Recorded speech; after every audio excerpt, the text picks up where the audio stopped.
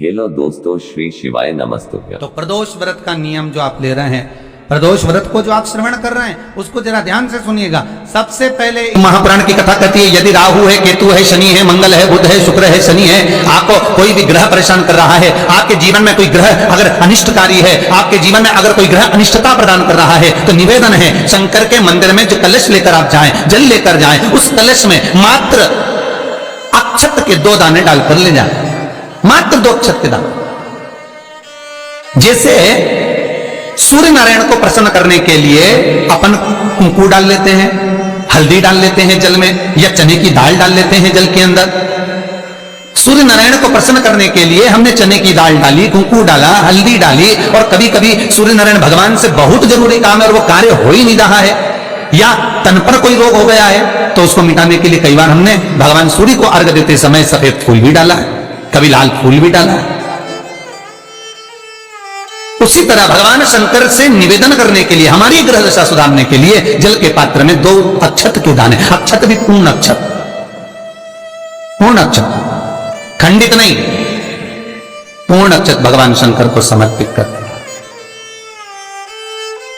और बाबा भोलेनाथ को जब हम जल समर्पित करें तो राहु, केतु, मंगल, शनि, शुक्र, बृहस्पति जितने ग्रह हैं सब अनुकूल हो जाते हैं महाराज, सब अनुकूल। इतना बड़ा दर्पण जिसमें मुंह देखते हो, मुख, इतना बड़ा दर्पण लिया। अच्छा, पहले के लोग जानते नहीं है, पहले जो घरों में आजकल तो फैशन की बंदरवाल होती है, दरवाजे पर जो बंदरवाल लोग लगाते हैं, कहीं मोती की लगा रहे, कहीं काई की लगा रहे, तो पहले जो बंदरवाल होती थी उस बंदरवाल में अगर कई शहरों में, जैसे काशी साइड में, तो आज भी जो बंदरवाल मिलती है उत्तर प्रदेश में, और चलो तो गुजरात में, तो उसमें इतने बड़े बड़े कांच लगे रहते हैं, दर्पण। उसका क्या महत्व है, उसकी मूलता क्या है?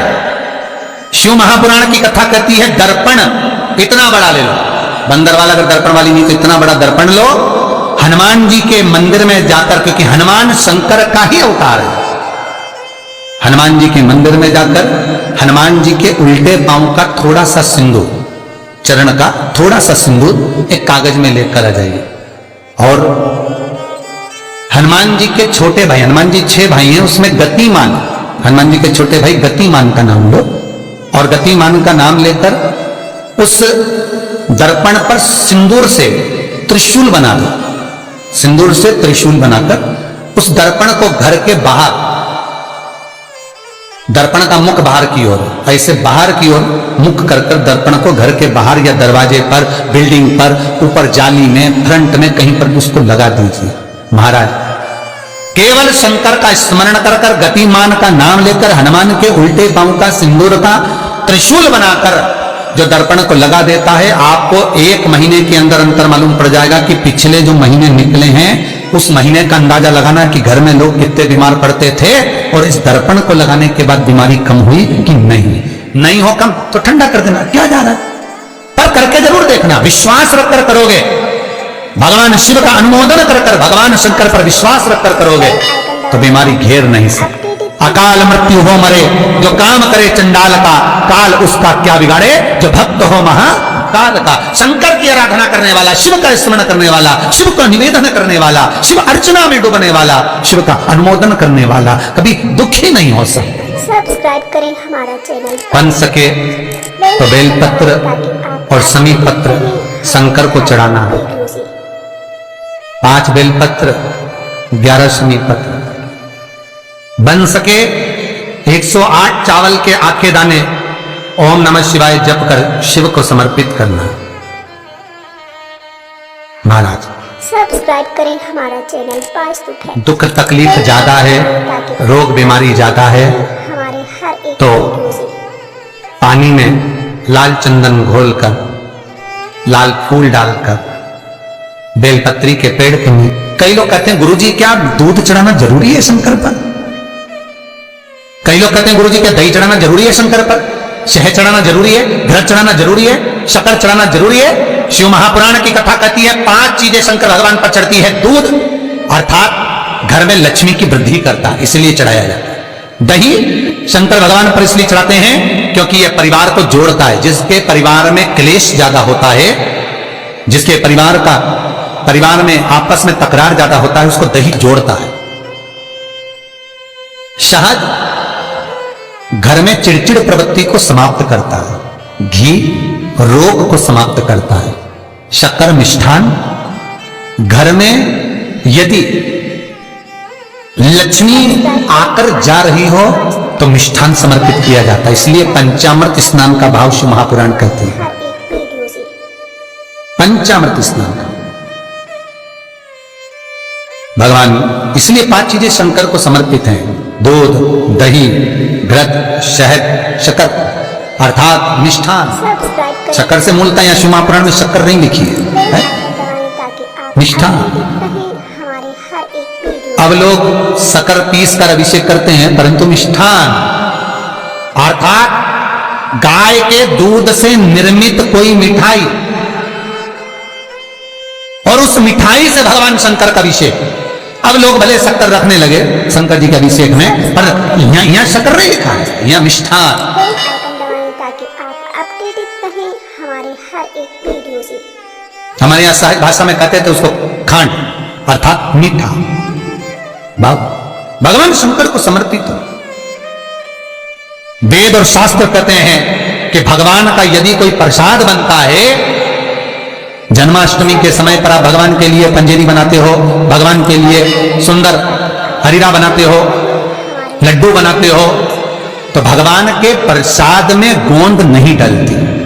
ध्यान रखना, आपकी बहू का जापा हो, डिलीवरी हो तो खूब बादाम गोंद सब तल तल के खिलाओ, पर भगवान का जापा हो, भगवान का जन्मदिन हो, भगवान का जन्मोत्सव हो, रामकृष्ण का जन्मोत्सव हो, तो उसमें गोंद तलकर प्रसाद में कभी मत डालना, क्योंकि उसमें ब्राह्मण हत्या का अंश है। हमारे हर एक वीडियो से ब्राह्मण हत्या।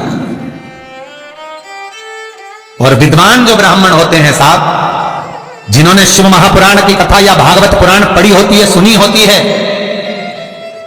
वो ब्राह्मण कभी भी, जो विद्वान ब्राह्मण होंगे वो कभी भी गोंद का लड्डू, गोंद तली हुई कभी नहीं खाएंगे। भले वो देसी घी में तले, कुछ भी तले, पर गोंद नहीं खाते, गोंद का लड्डू नहीं खाते।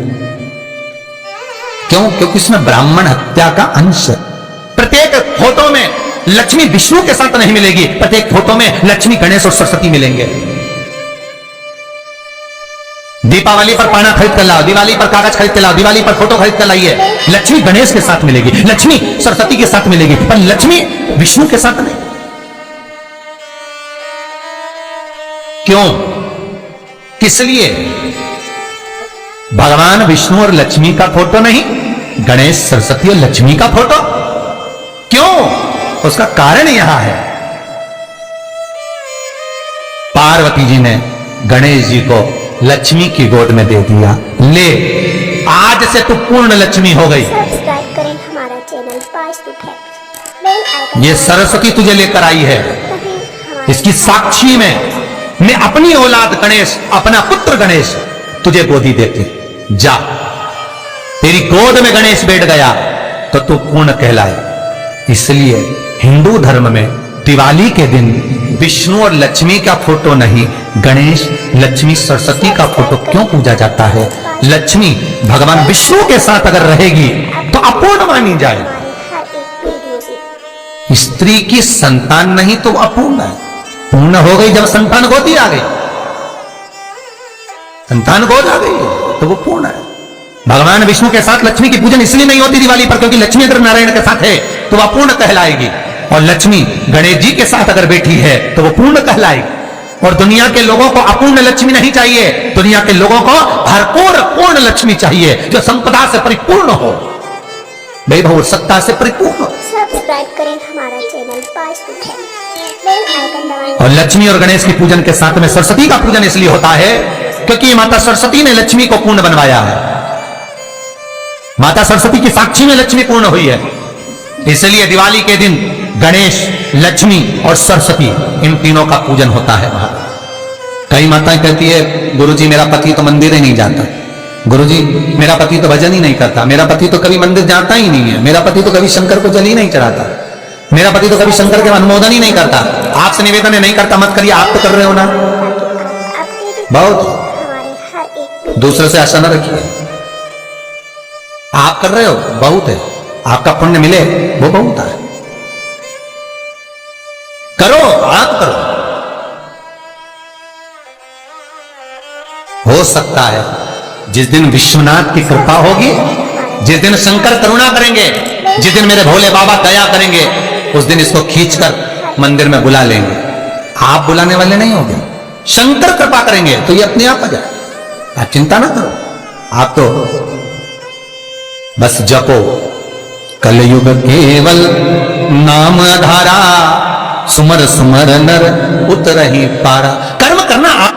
श्री शिवाय नमस्तुभ्यं, श्री शिवाय नमः। श्री शिवाय नमस्तुभ्यम। गुरु जी के उपाय और जानने के लिए हमारे चैनल को सब्सक्राइब जरूर करें। धन्यवाद।